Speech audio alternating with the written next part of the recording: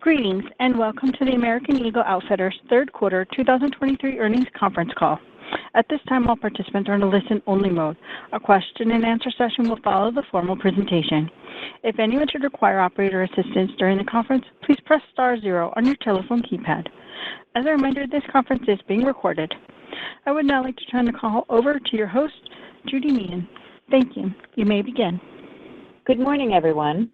Joining me today for our prepared remarks are Jay Schottenstein, Executive Chairman and Chief Executive Officer, Jen Foyle, President, Executive Creative Director for AE and Aerie, and Mike Mathias, Chief Financial Officer. Before we begin today's call, I need to remind you that we will make certain forward-looking statements. These statements are based upon information that represents the company's current expectations or beliefs. Results actually realized may differ materially based on risk factors included in our SEC filings.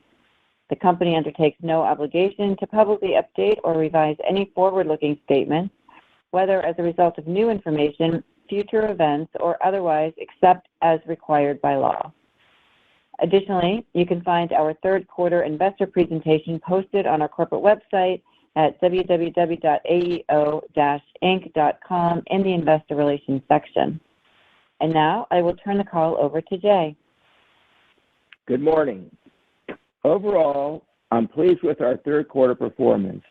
Although the macro environment remains highly dynamic, we are seeing encouraging trends. Our brands remain stronger than ever, and our strategic priorities are propelling us forward. AEO's customers are at the center of our strategy, driving constant innovation that enables us time and time again to deliver exciting collections. And this fall was no exception. Additionally, we provide an industry-leading customer experience, reflecting our investments in data-driven insights and operational excellence. With the launch of our profit improvement program, structural initiatives to drive growth and higher margins are taking hold. Now, a few financial and strategic highlights from the quarter. Third quarter revenue hit a record of $1.3 billion, driven by 5% comp growth, reflecting growing brand momentum and terrific fall merchandise collection. Our market-leading brands are true lifestyle destinations for our customers, and that was evident this quarter. Aerie returned to double-digit revenue and comp growth, and AE generated positive revenues and comps. We also saw significant strength across digital and stores, with new merchandise and strong execution driving improved traffic across AE and Aerie. The digital channel was a star performer, accelerating to 10% growth. We are seeing great momentum here. Under the leadership of our new head of digital, David Zhang, we have introduced innovative customer engagement tactics and enhanced our use of data and analytics to drive stronger KPIs. This work has yielded a remarkable improvement in our e-commerce business, where we see plenty of runway ahead. Stores were also positive in the quarter. We are pleased with early results from new store designs, including our Gateway store in Soho.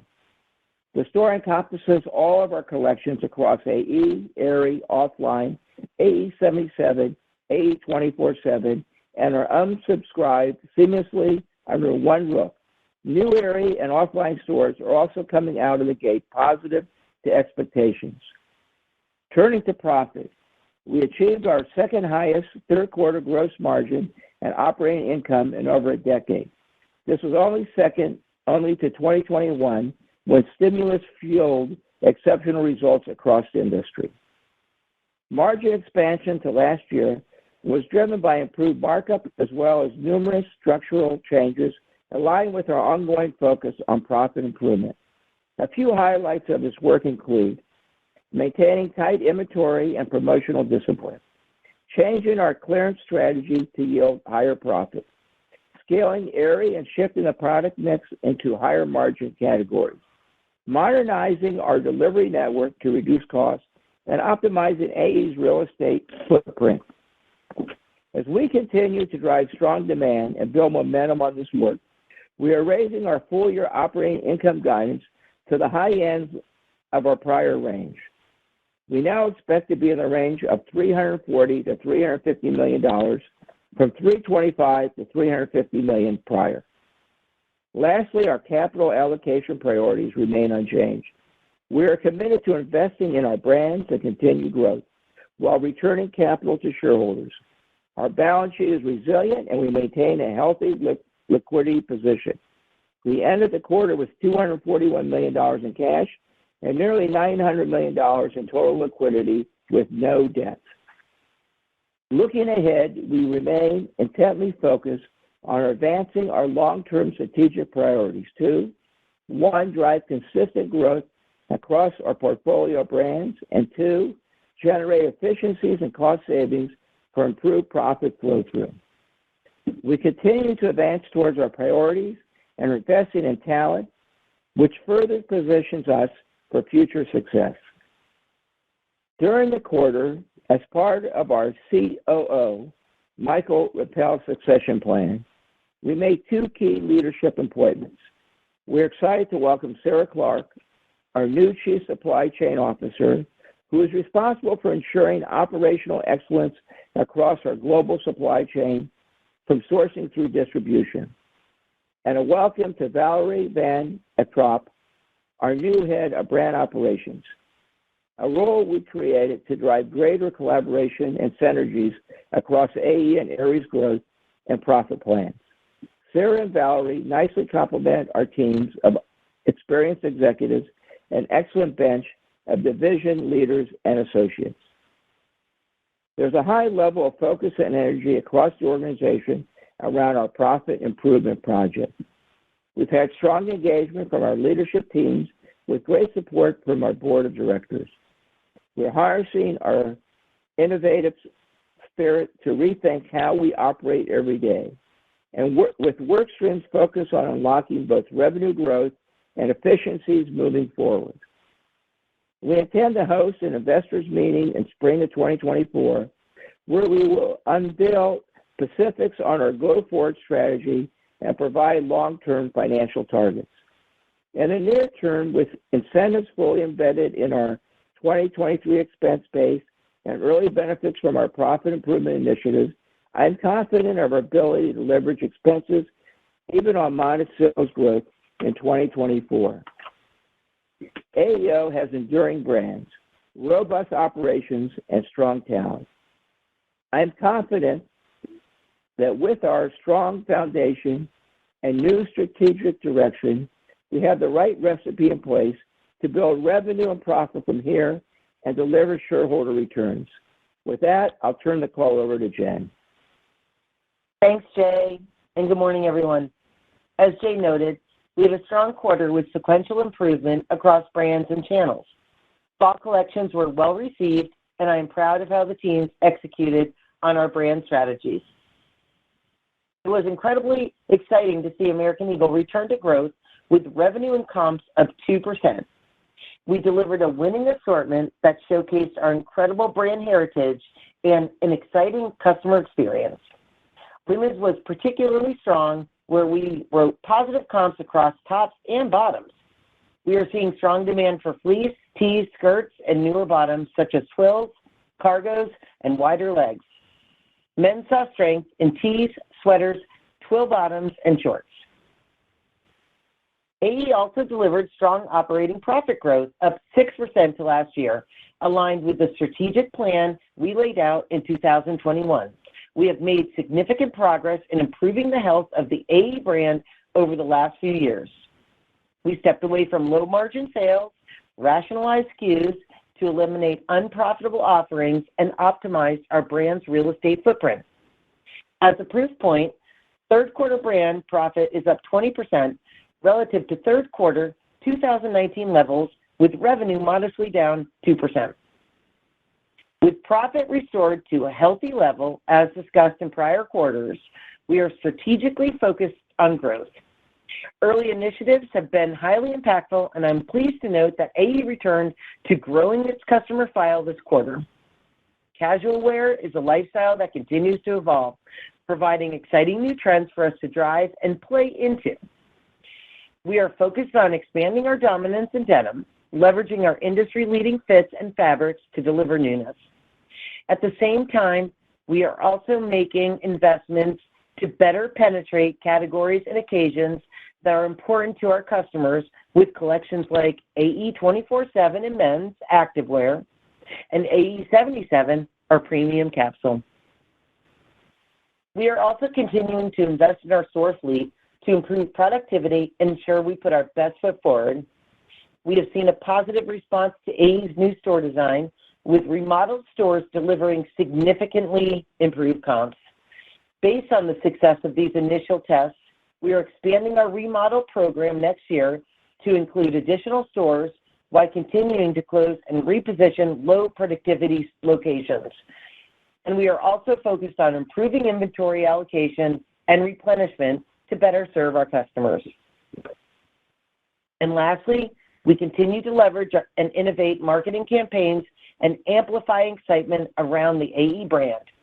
This fall, we collaborated with the Ziegler sisters on a limited edition capsule to showcase key fashion items for back-to-school season. This included our OM Jeans event, a powerful takeover on the High Line in New York City, an immersive installation that stopped many New Yorkers in their tracks. We showcased the quality and versatility of our iconic denim assortment, underscoring our strong heritage and dominance in the category. The campaign outperformed our expectations, driving strong sales both online and in stores. Now, turning to Aerie. We had an exceptional quarter, with revenue and comps up 12% and profits expanding 34%. Newness and assortment changes in our core intimates business drove a nice sequential recovery. We grew market share and had our best ever third quarter performance in core bras. We also continued to see rapid growth in our core apparel business, with particular strength in fleece and sweaters, where new collections are resonating very well. And our activewear collection, Offline, also had a great quarter, achieving double-digit growth. Aerie has seen incredible expansion over the last few years, growing into a beloved destination for exciting fashion and comfy, cozy fits in intimates, apparel, swimwear, and activewear. Since 2019, we have doubled our sales and quadrupled our profits. We are gaining new customers every season, with our total customer file now over 10 million. Yet, with just a low single-digit share of close to $80 billion total addressable market, we are just scratching the surface.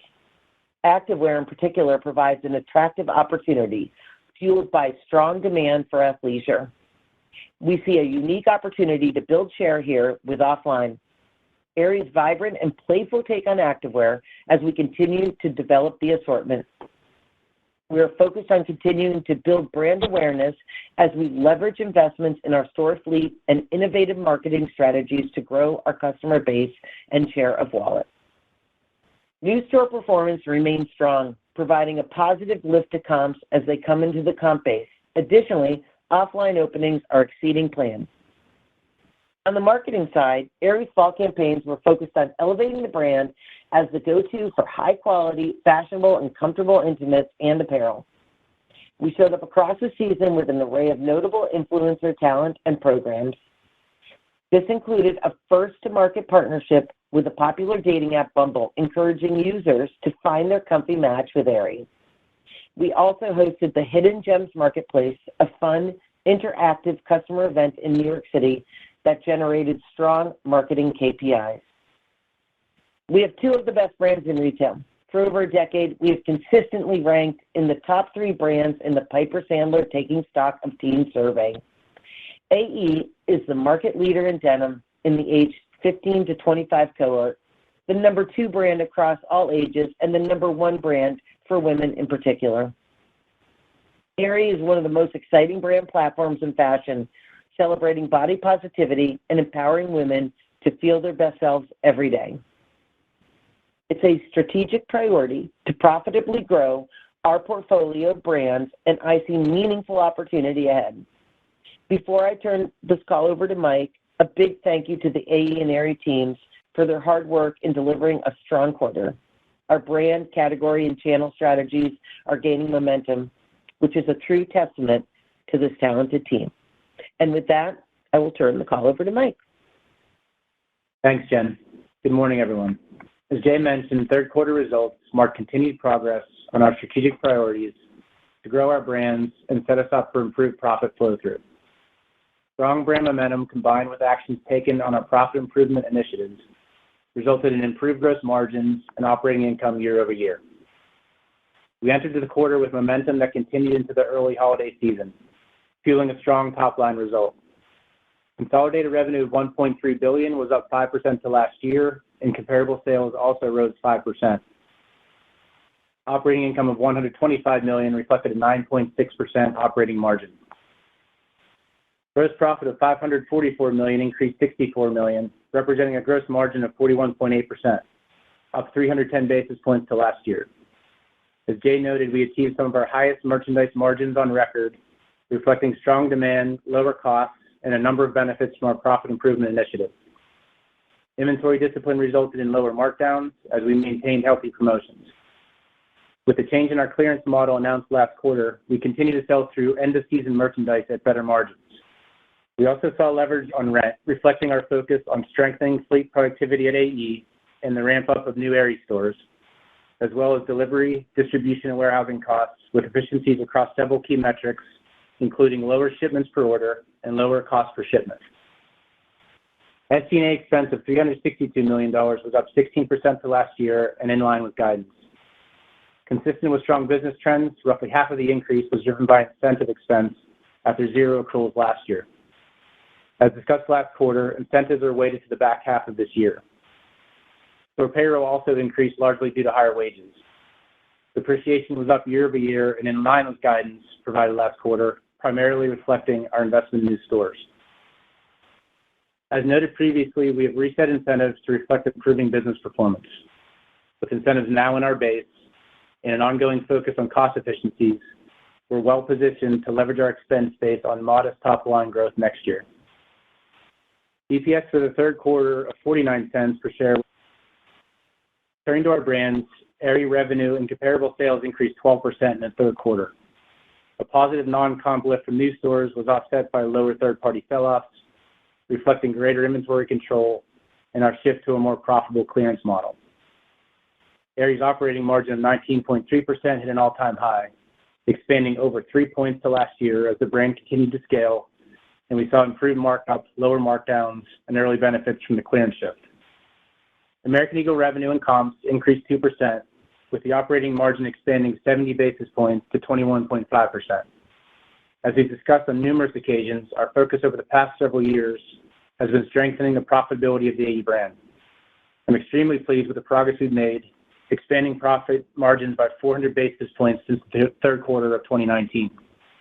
We're now turning our attention to growing the top line with a sharp eye on profit flow-through. Consolidated ending inventory at cost was down 4% compared to last year, with units down 3%. Inventory levels remain healthy and controlled as we maintain buying discipline and chase demand. We ended the quarter with the balance sheet in a strong position, including $241 million in cash and total liquidity of $875 million, including our revolver. Capital expenditures totaled $43 million, and we continue to expect full-year CapEx to be in the range of $150 to $175 million. Our plan for our consolidated store count in 2023 remains roughly flat to last year, reflecting approximately 25 new Aerie store openings, offset by approximately 25 net closures for the AE brand. Before I move on to our outlook, I'd like to provide more color on our ongoing profit improvement work. Last quarter, we made an important change to our clearance model. This is tracking in line with plan to generate $25 million in savings in 2023 and $50 million in savings on an annualized basis. As we continue to lock down efficiencies that have supported our gross margin expansion, other significant work streams within SG&A have also been identified and are being actioned on. We are instilling an internal culture around continuous improvement and expense management, the results of which are incorporated into our 2024 plans. As a result, next year we expect to drive continued gross margin expansion, leverage on SG&A and depreciation, operating rate expansion, and healthy earnings growth, structuring the business to deliver this at low single-digit revenue growth. A more positive trend would drive incremental leverage and profit flow-through. We'll give further details in future months as we provide our specific expectations for 2024 and beyond in the spring. Quarter to date, we are seeing sustained momentum across our brands with revenue up in the mid-single digits. Additionally, we continue to make good progress in executing on profit improvement initiatives. With this as background, we're raising our full-year outlook for operating income to the high end of prior guidance. We now expect to be in the range of $340 to $350 million. This reflects revenue up mid-single digits with comps up low to mid-single digits. For the fourth quarter, this implies operating income in the range of $105 to $115 million, with the revenue up in the high single digits, including a 4-point tailwind from the 53rd week. Comp sales are projected to be up in the mid-single digits. SG&A is expected to be up approximately 20%, including a 5-point impact from the 53rd week. As previously discussed, it also includes higher incentive accruals, which are skewed to the back half of this year. As Jay mentioned, we look forward to providing more color on our long-term strategic priorities and financial goals at our spring investor meeting. With that, I'll open it up for questions. Thank you. At this time, we'll be conducting a question-and-answer session. If you'd like to ask a question, please press star 1 on your telephone keypad. A confirmation tone will indicate your line is in the question queue. You may press star 2 if you'd like to remove your question from the queue. For participants using speaker equipment, it may be necessary to pick up your handset before pressing the star keys.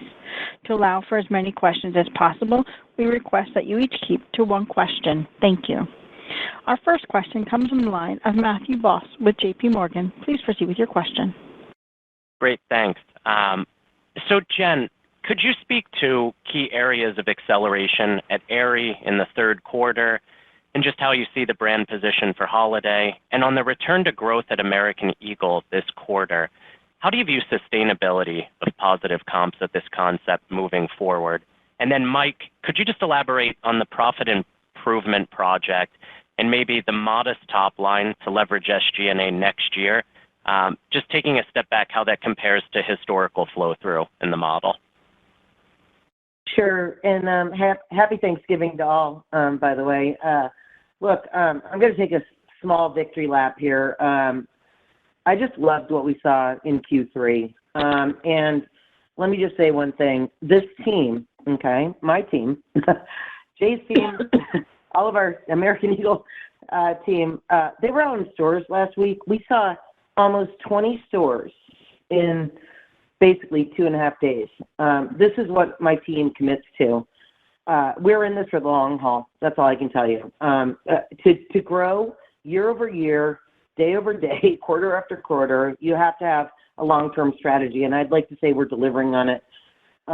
Really proud of what we accomplished in Q3. Women's in particular in AE, we did double down there. Their comps definitely superseded the men's comps. And we're going to continue that. And I love what I'm seeing for spring. More fashion, more nods to what I think is relevant in today's trends. We went back and we decided that we needed to get famous for our near-in categories, and we've been up to that for 3 years now. And now it's time to jump off in American Eagle, and wow, do I like what I'm seeing in the future for trends. And in Aerie, wow, I think this is long overdue. Keep in mind, Aerie held their market share in bras in a declining business. We held our own in Q3. It's an $80 billion opportunity for us to grow into that category, and the team's up to it. I like what I'm seeing early on.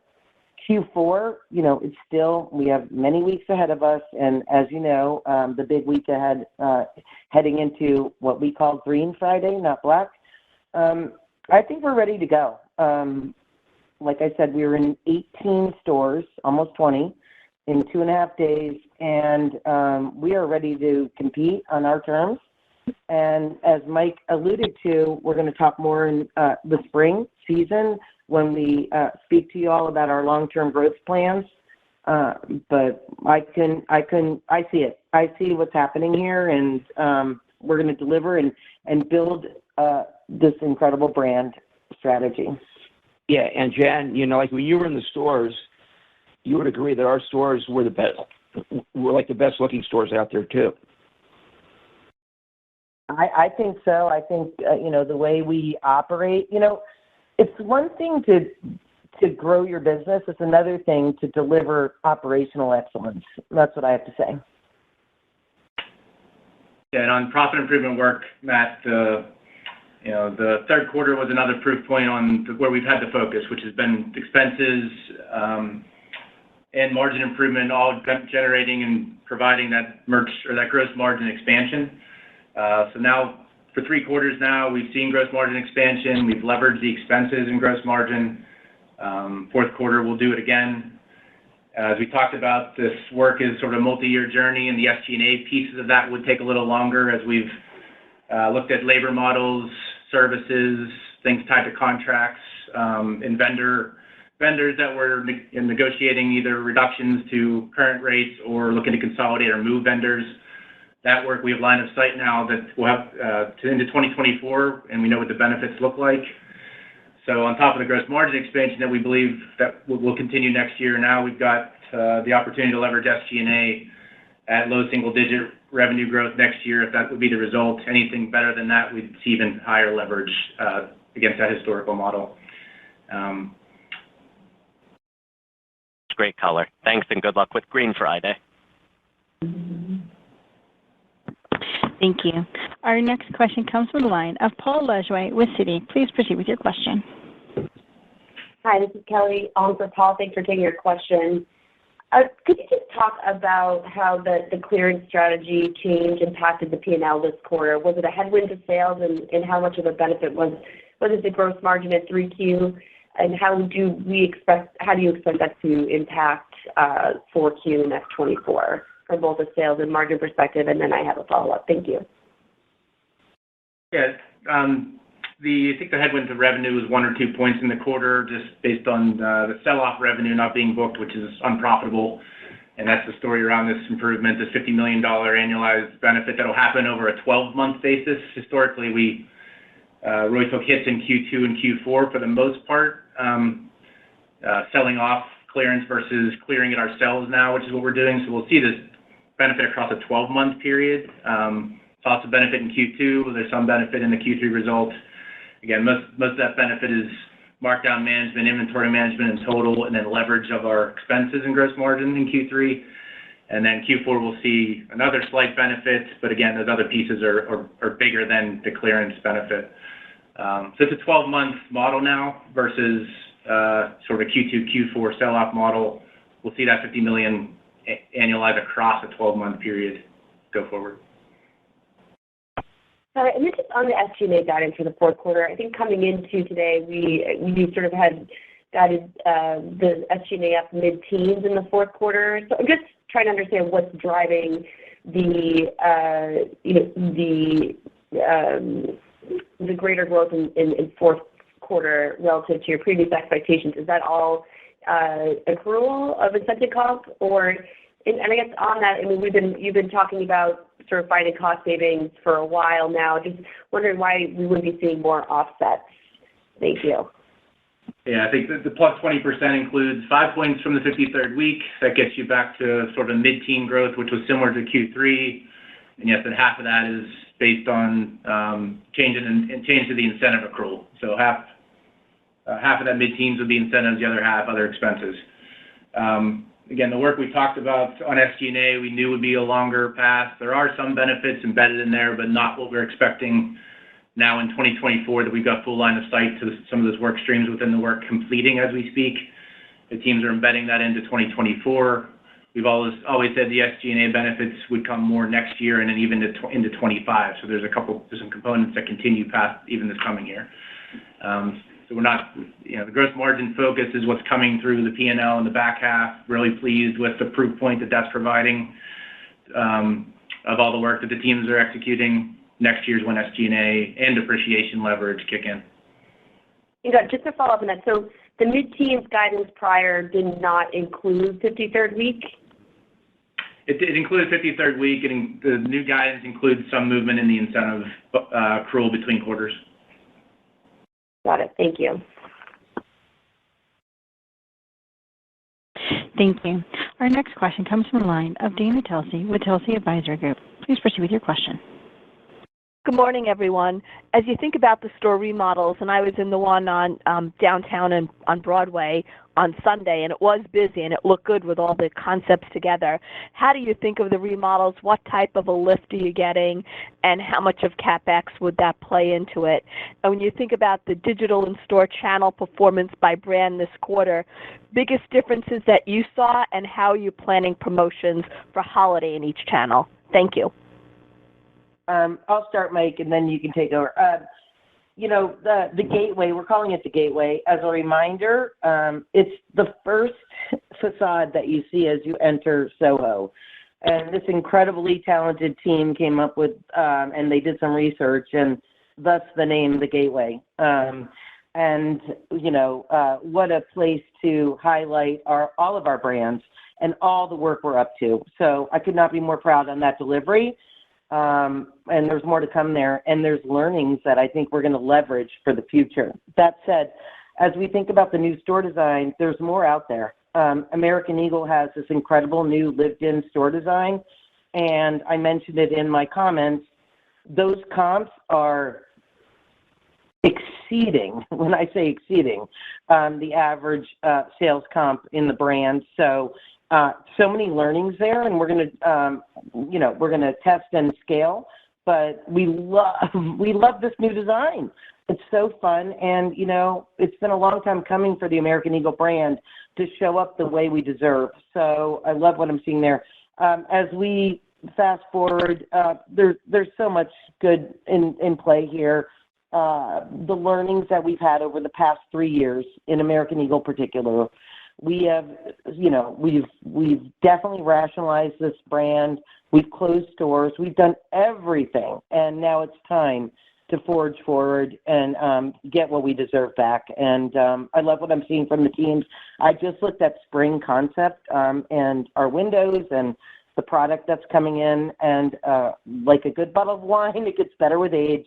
There's a lot to hurdle out there, but I feel really proud of what this team's doing. Aerie, that's a whole other story. It's about time. We had that halo effect on the comps with the new stores, and we did say that in prior calls. We acknowledged that it takes time to halo a new store opening and learning from that. And here we are. So we love what happened in Q3. And then on direct, so everyone talks omni, but I think the best retailers look at each channel and drive what they are best at. And this is what the direct team's up to. You heard the comps, they're at 10%. But, I want to say that this company is very modest in its ad spend, and so we do it with a lot of return. And I love what this team's up to. David and team have tested, and we have so many new ideas that we can launch. And we're going to do this over time so that we see steady growth. And that's what we're up to. Thank you. Just to add a little bit of color on remodels, as Jen said, we've got the Soho location, love what we're seeing out of that store, but we also have 4 mall-based locations that we remodeled. We're reading early indications are that we are seeing significant and positive sales lift from these locations as well. We're going to be coming out and talking about sort of the detailed plans around the AE brand growth strategy in the spring, but part of that will be remodel, supporting a lot of other things Jen and team are doing to grow the brand. Preliminary number now, which we'll refine as we get closer, around 50 more remodels is what we're looking at into next year to help fuel that growth strategy. Thank you. Thank you. Our next question comes from the line of Jay Sole with UBS. Please proceed with your question. Great. Thanks so much. Jen, you mentioned you're excited about the spring product assortment. Just talk about swim a little bit, what you're seeing in that category, how you think you were expected to perform versus last year. And then maybe just Mike, I believe the company has a business in the Middle East through some of its franchise partners. Can you just talk about how that business has trended since October, and if that has an impact on the quarter or your guidance for fourth quarter? Thank you.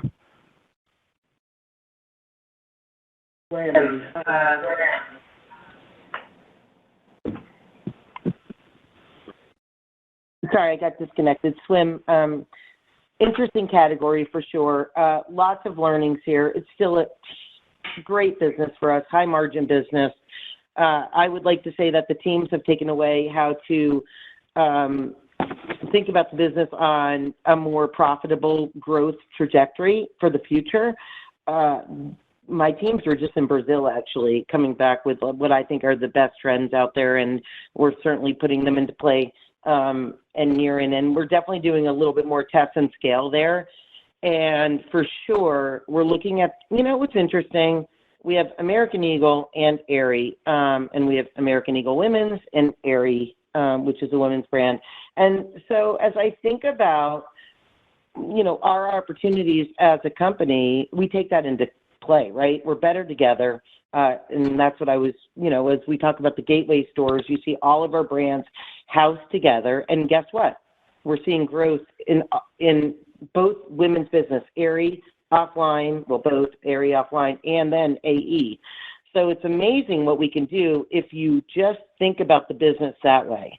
So as I think about swim or as I think about trends, not only do I think about Aerie or offline, I think about American Eagle too. And what are the women wanting and how do we position our company for growth in all of the categories? And that's, I think, a competitive edge. So going back to swim, as I think about that, that's the way we're thinking about the business. And certainly we're making sure that we don't over pitch the plan. Again, high margin business and testing and scaling there. And I think we have other businesses that we can leverage in all brands. So more to come there. Spring looks great. And I hope we can continue to deliver. Okay, I'll take the question about the Middle East. We have a strong international business there. The first couple of weeks, it did get a little whack, but the last couple of weeks it is coming back pretty strong. So we're very optimistic there, and we're praying for peace. As far as down the road, in that area, in that region. Okay, thank you so much. Thank you. Our next question comes from the line of Simeon Siegel with BMO Capital Markets. Please proceed with your question. Thanks. Good morning, everyone. I just want to say a quick thank you for your show of support at your Times Square store. It meant a lot. Can you, so any color you can add on to speak to the gross margin drivers into next year would be helpful. And then congrats on the nice growth in the brand level EBIT dollars. Any color on how you, just to think about that growth in general corporate expense dollars, what we should think about going forward? Thank you. On gross margin expansion, we've got line of sight into our first half buys. We see tailwind still in our initial markups, so benefiting margin on that front. There's still annualization of a lot of the benefits that we were seeing through expenses and gross margin. So our shipments per order, cost per shipment, we've got line of sight into the first half still as well. See some of those benefits continuing through the expense buckets. We are, so rent, delivery, distribution, warehousing, we still see benefits that we're capturing that will have an annualized effect in the next year on top of the expansion of markup that we have at least half the year embedded in our plans at this point. And Mike, we also see an opportunity in the international part of the business too growing. We see that as a great growth vehicle too, the international part too. Great, thanks. And then just the corporate expense dollars? Yeah, it just ties to everything else we've talked about from a profit improvement perspective. There's pieces being embedded into our plans as we speak for next year, really across all areas of the P&L, just expanded on the gross margin opportunities that still exist. And then corporate expenses that really straddle both gross margin and SG&A, making changes to labor models into next year, services line items, maintenance line items, those things are being embedded. All the benefits we're seeing from the work happening as we speak are being embedded into next year's plan. Yeah. Also, Mike, I think Mike is also saying that he doesn't see really the SG&A increasing for next year. Yes. Great, thank you. And then just a quick one. The 12%. How should we think about the right total sales to comp spread for Aerie at this point? It's only a few points now. I think as we anniversary all that store growth in 21 and 22, that comp spread definitely lessens. Digital is comp. We're only opening 25 stores this year, so really as we get past this year, you only have those 25 in a non-comp base, so it's maybe a point or two. It's probably low single-digit spread from here. Great. Thanks a lot, guys. Best of luck for holiday. Happy Thanksgiving. Thank you. Thank you. Our next question comes from the line of Chris Nardone with Bank of America. Please proceed with your question. Thank you. Two questions. First, could you clarify how comps are trending quarter to date for each brand specifically? And then as we think about next year, how much do you think operating margins can expand? And is this low single-digit sales growth you mentioned, is that your base case for next year? Or is it more of a point that you can still leverage costs on that level of sales growth? Thanks. The second part first. Yeah, it's more of a point. We're not providing specific revenue guidance in that color. It's just to make the point that we can expand operating rate, leverage expenses on just that level of modest sales growth next year based on how plans are coming together. And then quarter to date, it's comps are similar. So we're providing guidance that's similar on top of the 5% we just achieved in Q3. Right now, we're only a few weeks into the quarter. We've got only about 20% of our revenue in. The big weeks really to start now, but we're within the guidance expecting similar type results for the brands. And I think on operating leverage, I think look this year on this low to mid single digit comp that we're guiding to the year, we're going to expand operating rate by 100 to 150 basis points. As we get to early next year, provide color and guidance specifically for 2024 in March, we'll provide some level of expected leverage on varying revenue results. But again, the initial color is just to make the point that we see opportunity to leverage and expand gross margin, expand operating rate by leveraging expenses across the P&L, not just in gross margin like we've been able to do in the back half of this year. And that's again just an early indication, some early color on how our line of sight into 24. We'll provide more specifics in that. Okay, thank you. Thank you. Our next question comes from the line of Jonna Kim with TD Cowen. Please proceed with your question. Hi there, this is Katie on for Jonah. I just wanted to dig in a little bit to the intimates category and how you're thinking about Aerie's brand positioning there as well as the performance within intimates. I know you mentioned market share was pretty consistent across bras, I believe. And then just briefly, I'm sorry if I missed this, but can you talk a little bit about traffic trends through the quarter? Thank you. Great question. I mentioned we're holding our own in the intimates category as far as market share with, it's an $80 billion opportunity and we're only just, scratching the surface here. I will say that when we launch new ideas, so smoothies is now a cornerstone of our business, and we added on to that category in Q3, we win, right? So the customer trusts us in this category. They love the way it feels on their body. It totally represents our brand platform. So more to come there. I think we have now a jumping off point to really sort of compete on our terms. And it just, again, it totally fits the bill as far as what Aerie's up to on a day in and day out. This is what we do, right? We make women feel great about themselves, and Smoothies does that. So more to come there. Look, the bra business has changed. It's not what it used to be. And the one thing I can promise you is the design team and the merchant teams are constantly thinking of new ways to entertain this customer. And we have so much in store for the future that I really believe that we're going to really compete, again, on our terms. That's what counts. How it fits into the bill of our brand platform and how we show up with product categories, and more to come. But I can't share all my secrets. I guess that's what I'm saying. But I think there's lots of opportunity as far as the market space. It's been underserved, and we're going to serve up to our customers what she's demanding. Traffic was healthy throughout the quarter. We saw positive traffic across brands and channels, so both in stores and in digital. And this is sort of kudos to the team. Within our profit improvement work, we're not looking at reducing marketing expense, but we've done a ton of work to optimize how we're spending media to drive healthier and more qualified traffic. And then we're actually seeing significant benefits to digital conversion, especially really conversion in both channels, but the work that David and team are doing and on the digital side to convert that traffic and making A/B testing, making continual changes to our customer journey and how we're messaging the customers. We're seeing the digital benefits. So we've got a lot of work happening on driving healthy traffic, and then a lot of work happening on converting that traffic, and we're seeing those benefits through the back half, and believe that's going to continue into next year as well. Thank you so much. Happy holidays. Same to you. Thanks. Thank you. Our next question comes from the line of Corey Carlo with Jefferies. Please proceed with your question. Great. Thanks. Jen, you talked about your growing customer fleet, or file, excuse me. I believe it's now over 10 million.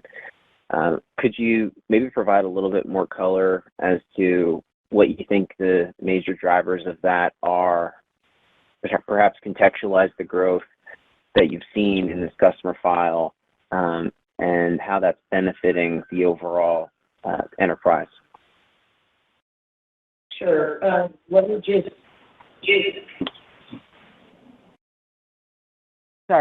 just reiterate that both brands, their customer file grew. So really exciting to see AE take a position on growth as far as not even just their comps, but their file, and Aerie grew nicely. Both brands are just really dominating on a 360 approach to marketing. So not only are we spending on performance, and in fact, when we spend on performance marketing, we ensure that it delivers a return on investment, because, it's an easy game to go out there and overspend on performance and dominate. It's not that easy to have a 360 approach to marketing, right? So that means when we think about what we did, actually, coincidentally, but not so, when we had installations in the meatpacking district in Aerie and in AE, we took over that district in New York City. Wow, how many eyeballs are on our brands,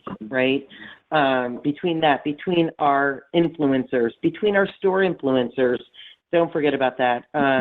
Our stores represent our customer, right? So when we go to a store, we see our customer, they're our employees.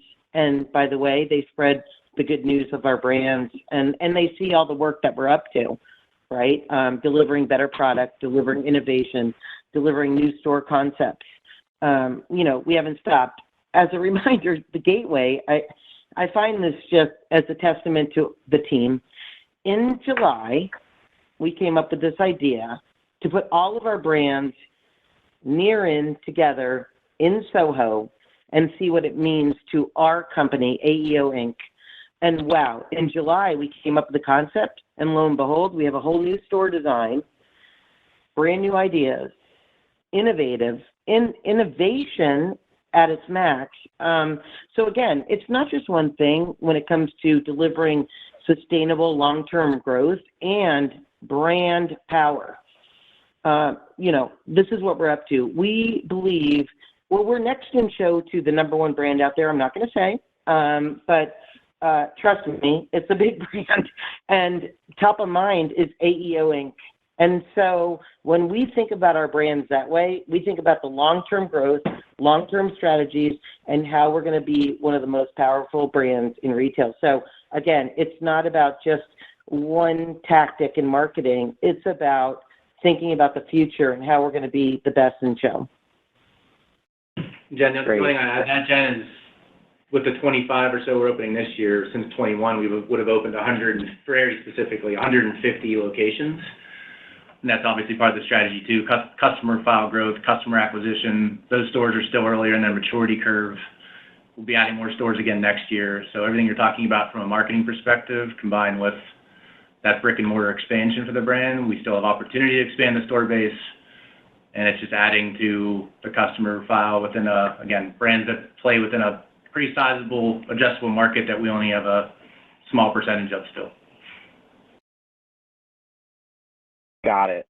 And then just to follow up on that, Mike, on the topic of store openings, could you provide any color as to how to think about the AE store fleet as we look ahead? And then just, did you also talk about how AUR trended in the quarter? I know you talked about traffic, but it'd be good to get color on AUR trends and then how you think about that throughout the remainder of the year. I'll hit AUR first. AUR was up in the quarter. We talked about kind of holding on to that AUR position that we've been able to, grow to over the course of the pandemic. The brand equity we've built, we're not giving back up. It's part of the gross margin expansion story for sure. Your question on AE store count, we're still talking about a net 25 closures this year, but we're coming to the point where that net number will be similar to maybe down. We're actually continuing to explore repositions in market versus net closures, and we're seeing healthy results from some of those strategic moves. So again, as part of an AE brand growth strategy, we'll articulate where we think the fleet's going when we provide more color in spring, but square footage reduction won't be as significant as it's been in the last several years as we've reset the profitability of the brand. Thank you. Our next question comes from the line of Alex Stratton with Morgan Stanley. Please proceed with your question.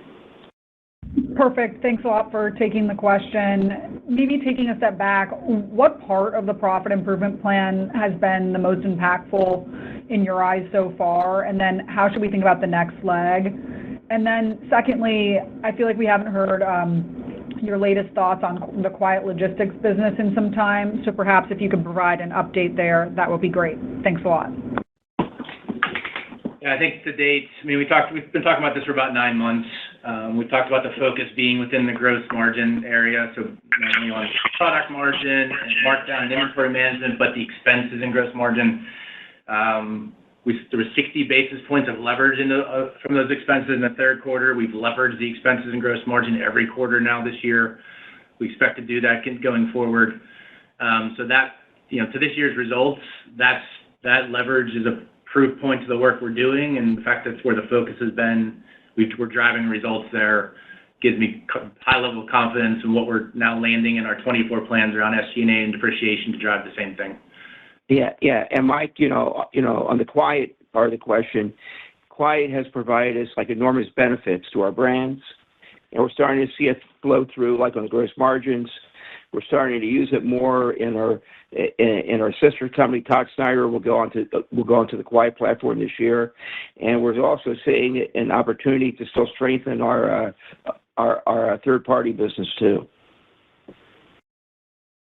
Thanks a lot. Good luck. Thank you. Melissa, we have time for one more question. Thank you. Our final question today comes from the line of Janet Kloppenburg with JJK Research Associates. Please proceed with your question. Hi, everybody. Congratulations on the progress. A couple of questions. First, Mike, did you provide the breakdown of the gross margin improvement? I'm just wondering about how much came from freight and how much came from markdown improvement, and what we should look forward to going forward.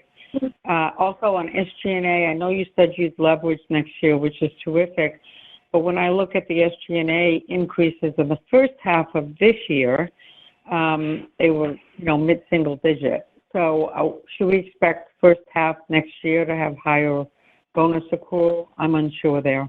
And Jen, if you could help on AE men's, was it positive for the quarter, and what's your outlook there?